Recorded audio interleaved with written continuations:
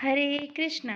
Krishna conscious YouTube channel में आपका स्वागत है। हम रीड कर रहे हैं श्री कृष्ण स्वरूप चिंतन, नाम रूप गुण लीला धाम, जिसे लिखा गया है परम पूज्य लोकनाथ स्वामी महाराज द्वारा। आज से हम रीड करेंगे सर्वांग सुंदर श्री कृष्ण। कृष्ण की आयु को 3 कालों में विभाजित किया जाता है। पहला कौमार अर्थात जन्मदिन से लेकर 5वें वर्ष तक। दूसरा आता है पौंगड 6ठे वर्ष से 10वें वर्ष तक। तीसरा आता है कैशोर 11वें वर्ष से 15 वर्ष तक। श्री कृष्ण की नित्य वयोवस्था है 15 वर्ष 9 मास तथा 7.5 दिवस।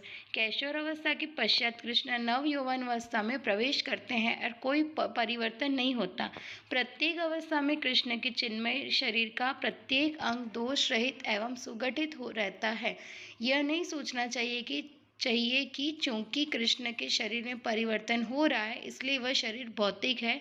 कृष्ण भगवद गीता में कहते हैं देहिनोस्मि यथा देहे कौमारम यौवनम जरा, अर्थात मैं देहधारी आत्मा इस भौतिक शरीर में बाल्यावस्था से तरुणावस्था में और फिर वृद्धावस्था में निरंतर अग्रसर होता रहता है। भौतिक शरीर का परिवर्तन प्रकृति के नियम के अनुसार होता है, परंतु कृष्ण के शरीर की विभिन्न अवस्थाएं उनकी अंतरंगा शक्ति का कार्य है। यह उनकी लीला का अंग है, क्योंकि उनकी दिव्य लीलाएं अधिकतर कौमार, पौंगड तथा कैशोर अवस्थाओं में ही संपन्न होती है। उदाहरणतः माता पिता के साथ की गई बाल्य वात्सल्यमयी लीलाएं कौमार अवस्था में होती है। ग्वाल बालों के साथ उनकी मैत्री पौंगड अवस्था में होती है तथा गोपियों के साथ उनकी लीलाएं कैशोर अवस्था में प्रकट होती है। श्री कृष्ण के दिव्य रूप को मन में धारण करना सुकर नहीं है, परंतु भक्ति के निरंतर अभ्यास के द्वारा व्यक्ति अपने अंतःकरण में कृष्ण के दर्शन कर पाता है। अपने मन को प्रभु के सुरम्य रूप पर स्थित करने से समस्त शोक संताप दूर हो जाते हैं। प्रारंभिक अवस्थाओं में मन को श्री कृष्ण पर स्थिर करने के प्रयास असफल होते हैं, परंतु भक्ति के नियमित अभ्यास से यह संभव हो जाता है। हमारी सीमित बुद्धि द्वारा भगवान के रूप को तत्वतः समझना कठिन है, अतएव शास्त्रों में प्रायः उनके अंगों की तुलना भौतिक पदार्थों से की गई है, जिससे कि उनके रूप को सुगमता से समझा जा सके। वस्तुतः भगवान के शरीर के विभिन्न अंगों की तुलना विविध भौतिक वस्तुओं से नहीं की जा सकती, परंतु सामान्य लोगों को, जिन्हें यह ज्ञात नहीं होता कि भगवान का स्वरूप कितना उन्नत होता है, भौतिक तुलना के द्वारा समझने का अवसर प्रदान किया जाता है। कभी कभी जब कोई बालक चंद्रमा की स्थिति को जानने की हट करता है, तब उसे सर्वप्रथम वृक्ष की शाखाएं दिखाई जाती है, फिर उसे उन शाखाओं से होकर झांकता चंद्रमा दिखाया जाता है। यह शाखा चंद्र न्याय कहलाता है। भाव यह है कि पहले सरल उदाहरण प्रस्तुत करके तब कठिनतर विषय को समझाया जाता है। इस प्रकार कृष्ण के सच्चिदानंद स्वरूप को भौतिक दृष्टांतों द्वारा समझाया जाता है। श्याम सुंदर का सुंदर शरीर मरकत मणि के समान कांतिमय है। वे मेघमाला की भांति श्यामल है एवं एक नीलकमल के समान कोमल है। एक सुंदर रंग बिरंगा मोरपंख कृष्ण के घने सुगंधित कुंचित केश को अलंकृत करता है। उनके नयन पद्मदल के समान नम है। उनके दोनों होठों को बिंब फल जैसे प्रतीत होता है। होठों की लालिमा के कारण ये ऐसे लगते हैं मानो प्रातःकालीन श्यामल घटा पर रवि का प्रकाश छा गया हो। नासिका क्या है, मानो उन फलों पर तोता आकर बैठा हो। उनकी सुंदर नासिका उन्नत है तथा उस पर मोतियों की बाली लटक रही है। गोविंद के अलंकारों से घिरे ललाट पर लंबी लताओं के समान भौहों के मध्य एक ऊर्ध्व चमकीला सुनहरा तिलक सुसज्जित है। तनी हुई भौहों को देखकर ऐसा लगता है मानो कामदेव धनुष हाथ में ले डोरी चढ़ाकर बाणों की वर्षा कर रहा हो। कृष्ण अपनी मोहक भौहों रूपी लंबी कमान से अपने प्रेम भरे दृष्टिपात रूपी तीक्ष्ण बाण छोड़ते हैं। उनके घातक प्रेम बाणों की बौछार समस्त जीवों को मोह लेती है। श्री कृष्ण के दांत, होठ तथा नासिका ऐसे हैं कि एक बार देखने पर बारंबार देखने की इच्छा होती है। उनके सुंदर कपोलों की छटा की कोई उपमा नहीं है। उनके कणों में रत्न जड़ित मराकृत कुंडल सुशोभित हो रहे हैं। इन कुंडलों की कांति श्री कृष्ण के कपोलों पर ऐसी झलक रही है मानो अमृत के दो सरोवर में मगरमच्छ खेल रहे हो, और उनकी मंद मुस्कान एवं सर्वाकर्षक रूप में चार चांद लगा देते हैं। श्याम सुंदर जब हंसते हैं तो दांतों की ज्योति ऐसी लगती है मानो मणि और मोती पिरोर कर रखे हो। उनका मुख शरद काल के पूर्णिमा के कांतिमय चंद्र के समान लावण्य है। देखिए कृष्ण का रूप जो अभी वर्णन किया गया है, श्याम सुंदर।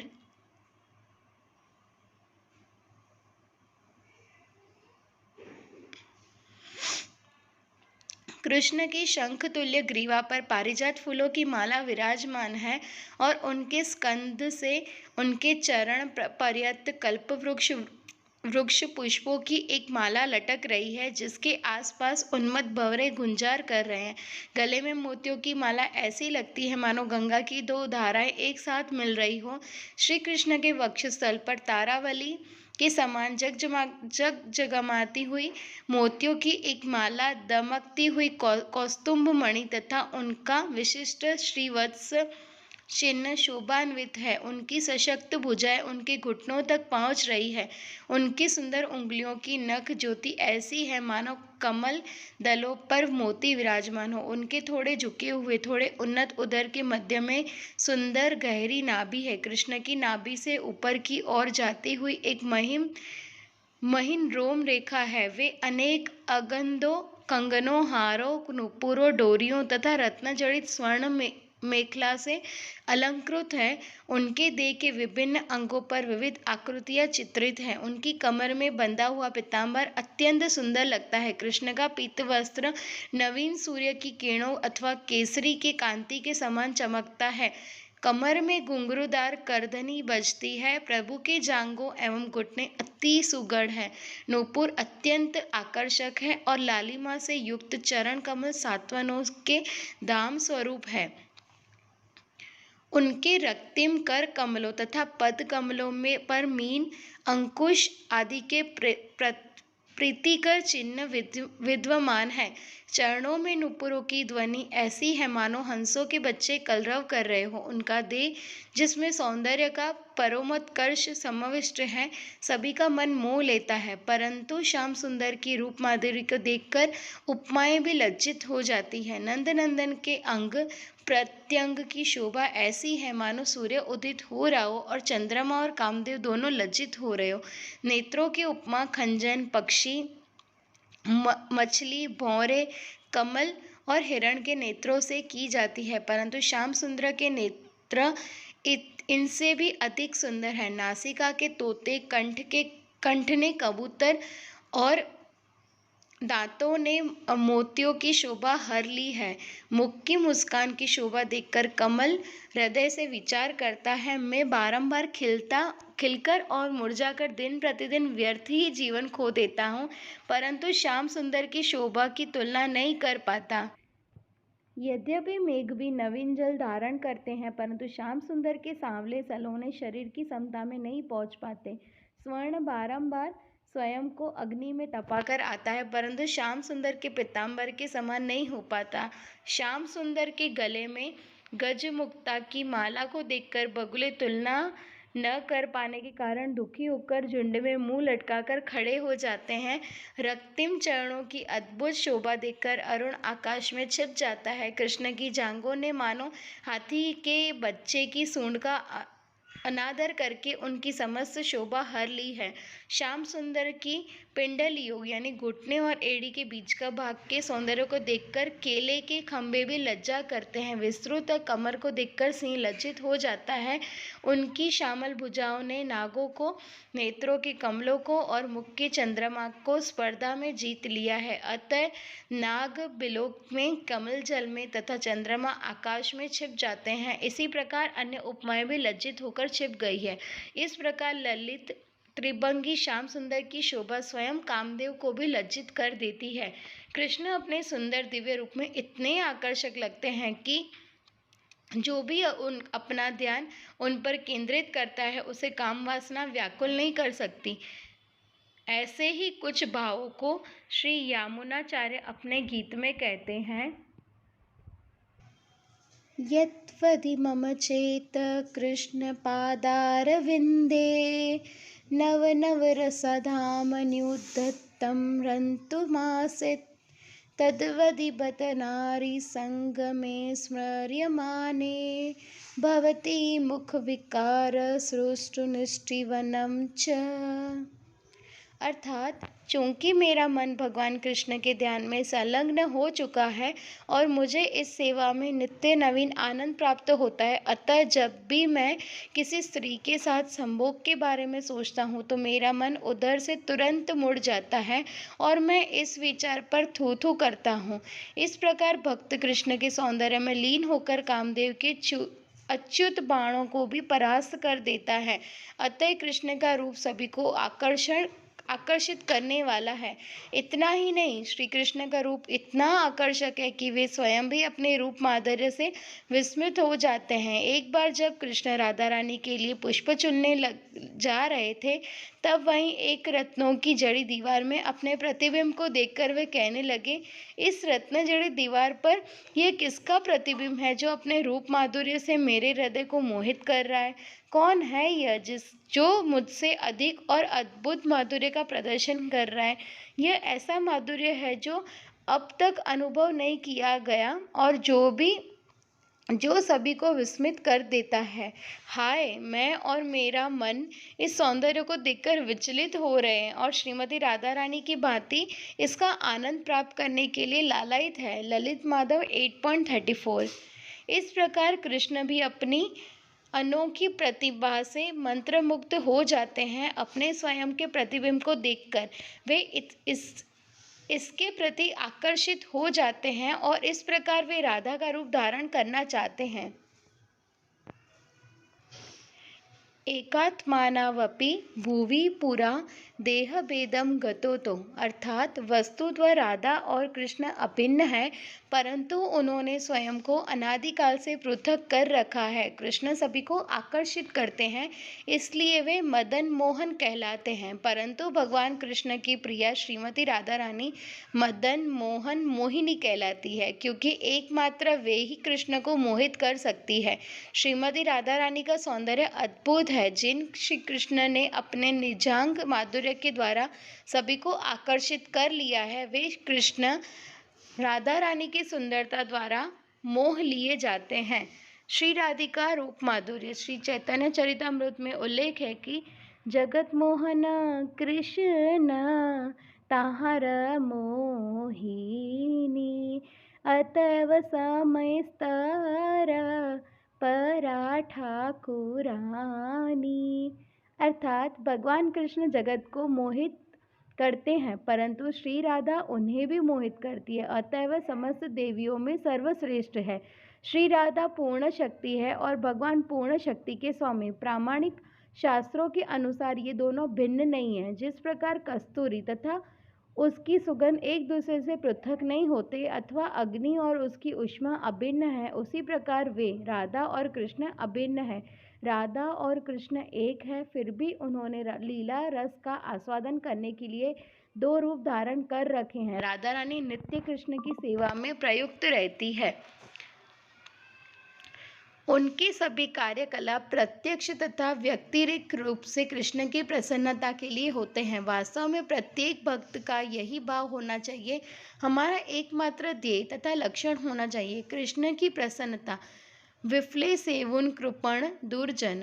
हमें व्यर्थ की सांसारिक स्वामियों की सेवा नहीं करनी चाहिए जो अत्यंत कृपण होते हैं, अपितु हमें हमारे परम स्वामी श्री कृष्ण की सेवा करनी चाहिए। ऐसे स्वामी स्वयं को भक्तों के हाथ में बेच देते हैं। विक्रीणीते स्वमात्मा नाम भक्तेभ्यो भक्तवत्सल। वे कदाचित स्वामी भाव से जीवों पर क्रूरता का प्रदर्शन नहीं करते, अपितु वे अत्यंत कृपामय एवं करुणामय है। अतएव हमें श्रीमती राधा रानी के व्यक्तिगत भाव तथा आचरण से यह शिक्षा ग्रहण करनी चाहिए कि हमें प्रत्येक कार्य को कृष्ण की प्रसन्नता के लिए करना चाहिए, अथवा यूं कहे कि हमें कृष्ण को प्रसन्न करने वाले कार्यों में ही रत रहना चाहिए। राधा रानी द्वारा कृष्ण के प्रति प्रदर्शित स्वार्थ रहित प्रेम की कोई सीमा नहीं है, यहाँ तक कि वे स्वयं को यही समझकर सुसज्जित करती है कि कृष्ण उन्हें देखकर और उनका स्पर्श करके प्रसन्न होंगे। और वास्तव में कृष्ण उनके रूप को देखकर प्रसन्न तथा आकर्षित होते हैं। उनको देखकर कृष्ण की प्रसन्नता अनगिनत गुना बढ़ जाती है। राधा रानी के ऐसे दिव्य तथा सुंदर रूप का वर्णन अति मनोहर है। श्रीमती राधिका की वयोवस्था है 14 वर्ष 2 मास तथा 15 दिवस। वे नव कैशोर्य की कांतिमय छटा फैलाती है। उनका दिव्य रूप एक रसनिधि के समान है। राधा का दमकता हुआ वर्ण तप्त स्वर्ण के सदृश है। वे रुचिर नीले परिधान धारण करती है। वे मुक्ताहारों, पुष्पमालाओं तथा मादक सौरभ से युक्त नवीन पुष्पों के रंग बिरंगे विन्यास से विभूषित है। श्री राधा के ललित कलेवर पर बहुमूल्य सुगंधित इत्रों का लेप लगा है। लंबे घुंघराले काले केशों की सुरुचिपूर्ण वेणी वाली गंधर्विका अत्यंत मनोरम दिखती है। उनका ललाट लाल सिंदूर एवं अंचित केशों की मंजुल अलंकारों से अलंकृत है। काजल से सज्जित उनके विशाल नील कमल नेत्र त्रिभुवन में सबका मन मोह लेते हैं। इन नयनों की सुंदरता नव विकसित नीलों पल पुष्पों के सौंदर्य को बलात् निगल जाती है। तिल कुसुम जैसी राधिका की नासिका का अग्रभाग सोने से जड़े एक मोती से सुसज्जित है। सुंदर कुंडल किशोरी की कोमल कर्णों को सुशोभित करते हैं। उनके रसमय होठों का लावण्य लाल कमल समूह को परास्त करता है। उनकी श्वेत दंत पंक्ति मोतियों की एक लड़ी के समान है और उनकी रसना यानी जिह्वा अति रुचिर है। उनके मुखमंडल पर सदैव कृष्ण प्रेम की मधुर मुस्कान खिलती रहती है। इस विलक्षण दृश्य से विमोहित होकर कामदेव विफल सा अनुभव करते हैं। रत्न जड़ित बाजूबंद अंगूठी कंकड़ों एवं नीलमणि चूड़ियों से सजी राधिका की भुजाओं का स्तंभकारी सौंदर्य मदन दंड के टुकड़े टुकड़े कर देता है। उनकी अरुणोत्पल तुल्य सुकुमार भुजाएं उनकी स्निग्ध नख रूपी तारावली से युक्त है। श्री राधा के हस्तकमल भ्रमर पद्म चंद्रकला कुंडल छत्र शंख वृक्ष आदि नाना प्रकार के मंगलजनक चिन्हों से सुशोभित है। उनके हाथों की मंजुल अंगुलियां रत्नमय अंगूठियों से विभूषित है। जिल मिलाते मोतियों की माला उनके कंठ पर शोभायमान है। स्वर्ण तथा रत्नों के आभूषणों के अतिरिक्त राधा नानाविध पुष्प मुकुट मालाएं बाजूबंद मेखला कुंडल कंगन नूपुर तथा चोलियों भी धारण करती है। राधा को ये नैसर्गिक अलंकरण कनक मणियों से बने आभूषणों से अधिक प्रिय है। उनकी गर्दन पीठ तथा पार्श्व अति मनमोहक है। मधुर रस से परिपूर्ण लुभावनी गहरी नाभि वाली राधिका की क्षीण कटी त्रिलोक को मोहित कर देती है। कदली वृक्षों से अधिक सुंदर राधिका के रुचिर उरु अनंग का मन हर लेते हैं। श्री राधा के सुगढ़ घुटने काम केली रस से भरे 2 भंडार है। राधा के प्यारे चरण ऐसे रत्न नुपुरों पर एवं सजीले पदांगुली भूषणों से सज्जित है जो वरुण की संपत्ति से भी श्रेष्ठ है। उन नुपुरों की झंकार कृष्ण के मन को मंत्रमुग्ध कर देती है। श्री राधा के पाद्म पद्मों में शंख चंद्र हाथी यव यानी जो रथ ध्वज आदि शुभ चिन्ह विराजित है। राधा की काया की कांति कंचन को भी लज्जित कर देती है। इस प्रकार श्री राधा रानी का अद्भुत अपूर्व सौंदर्य वृंदावन में उजागर होता है। स्मरण फल श्रीमद् भागवतम में कृष्ण के रूप का दर्शन करने वाले महात्म्य वर्णित है। उनमें से एक लीला इस प्रकार है। एक दिन श्री कृष्ण ने वन में विहार गोष्ठी करनी चाहिए, अतएव वे प्रातःकाल ही अन्य ग्वाल बालों के साथ अपने अपने बछड़ों के समूह समेत वन में चले गए। जब वे भोजन ग्रहण कर रहे थे तभी अगासुर नामक असुर श्री कृष्ण तथा उनके मित्रों की हत्या के उद्देश्य से प्रकट हुए। कंस द्वारा भेजे गए इस असुर ने अजगर का रूप धारण किया जो 8 मील लंबा और जिसकी ऊंचाई पर्वत जैसी थी। उसका मुख पृथ्वी से आकाश तक फैल गया और इस प्रकार वह मार्ग पर लेट गया। इस विशालकाय अजगर को देखकर श्री कृष्ण के मित्रों ने सोचा कि यह अजगर वृंदावन का कोई रमणीक स्थल या मूर्ति प्रदर्शनी है। ऐसा सोचकर वे उसके भीतर प्रवेश करने लगे। वे आश्वस्त थे कि यदि यह रूप भयंकर भी हो तो भयभीत होने की आवश्यकता नहीं है, क्योंकि कृष्ण उनके साथ हैं। कृष्ण अगासुर के विषय में जानते थे और अपने मित्रों को उसके मुख में प्रवेश करने से रोकना चाहते थे, परंतु जिसके पूर्व ही अधिकतर ग्वाल बाल अगासुर के मुख में प्रवेश कर चुके थे। अगासुर ने सभी बालकों को निगला नहीं था, क्योंकि वह कृष्ण के अपने मुख में प्रवेश करने की प्रतीक्षा कर रहे थे। अंततः कृष्ण ने भी अपने मित्रों को बचाने तथा अगासुर का वध करने के उद्देश्य से अगासुर के मुख में प्रवेश किया। श्री कृष्ण के उस असुर के गले के अंदर अपना विस्तार करना प्रारंभ किया। अतएव अगासुर भी अपना आकार बढ़ाने लगा, परंतु इसके बावजूद भी उसकी श्वास रुक गई और उसका दम घुटने लगा। उसकी आंखें इधर उधर भटकने लगी और बाहर निकल गईं, किंतु उसकी प्राणवायु शरीर के किसी भी द्वार से निकल नहीं पा रही थी। अंततः सिर के ऊपरी भाग से उसके प्राण फूट पड़े। तत्पश्चात अपने मृत मित्रों तथा बछड़ों पर अमृतमय दृष्टिपात कर कृष्ण ने उन्हें पुनः जीवित कर दिया और वे सब उस असुर के मुख से बाहर आ गए। उस विराट अजगर के शरीर से समस्त दिशाओं को प्रकाशित करता हुआ एक तेज प्रकट हुआ एवं आकाश में तब तक रुका रहा जब तक कृष्ण उस शव से बाहर नहीं आ गए। तत्पश्चात सभी देवताओं ने इस तेज को कृष्ण के शरीर में प्रवेश करते देखा।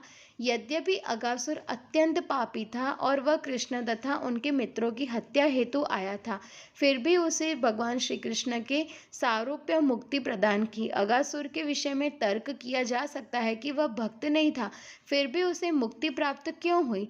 इस बात को स्पष्ट करते हुए श्रील सुखदेव गोस्वामी श्रीमद् भागवतम 10.12.39 में कहते हैं कि साकृद्यात् अंग प्रतिमान्तराहिता मनोमयी भागवतीं ददो गतिं स एव नित्य आत्मसुखानुभूत्यभिवयुदस्तमायो अंतर्गातो हि किं पुनः। अर्थात यदि कोई व्यक्ति केवल एक बार भी भगवान के रूप का अपने मन में चिंतन कर लेता है तो वह उसे कृष्ण की कृपा से परम गति प्राप्त होती है। जिस प्रकार अगासुर को प्राप्त हुई, भले ही यह चिंतन बलपूर्वक ही क्यों न किया गया हो।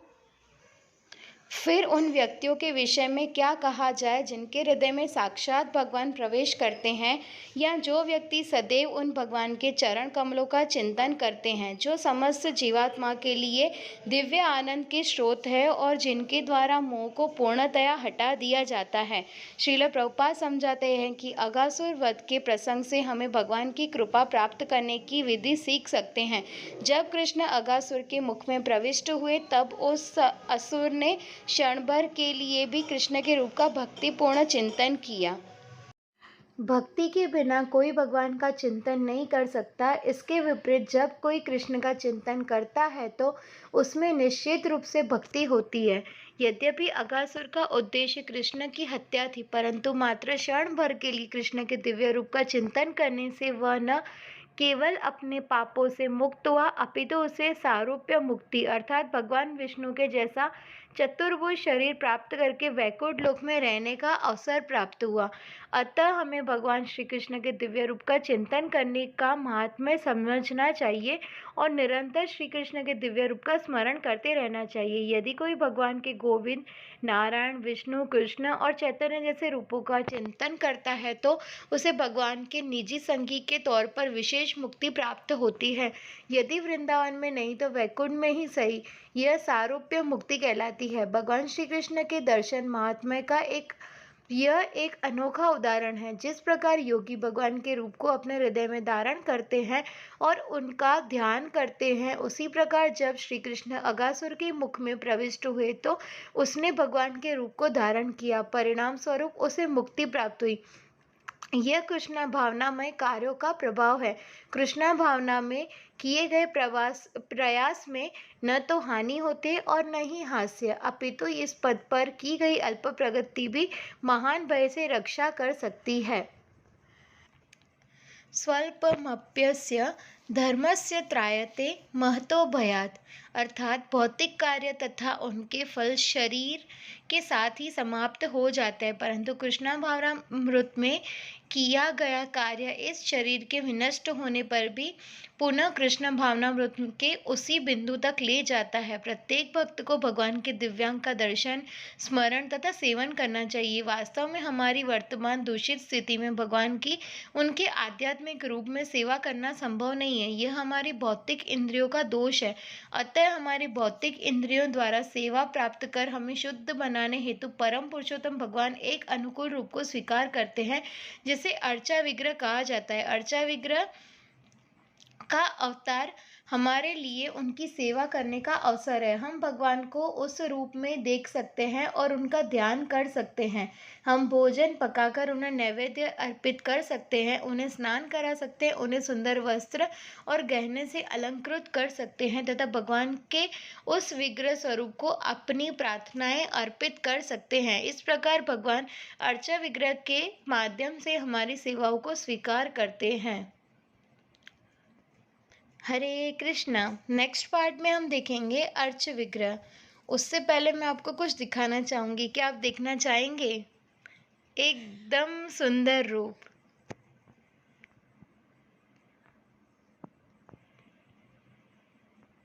देखिए देखिए,